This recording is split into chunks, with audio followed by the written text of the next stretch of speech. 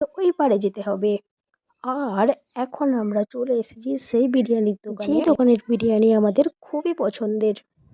আর আমাদের এখানে বিরিয়ানি চলে এসেছে। আমরা কিন্তু এখানে ফুল প্লেট বিরিয়ানি নিইনি, আমরা কিন্তু এখানে হাফ প্লেট বিরিয়ানি নিয়েছিলাম, কারণ ফুল প্লেট বিরিয়ানি আমরা খেতে পারবো না। আর হ্যাঁ, এখানে আর একটা কথা, এখানে কিন্তু হাফ প্লেট বিরিয়ানির দাম হলো 80 টাকা, আর ফুল প্লেট বিরিয়ানির দাম কিন্তু 100 টাকা। প্লেট বিরিয়ানিতে চিকেন আলু ফুল প্লেট বিরিয়ানির মতনই থাকবে, জাস্ট রাইসটা একটু কম থাকবে। ফুল প্লেট বিরিয়ানিতে রাইসের পরিমাণটা একটু বেশি থাকবে।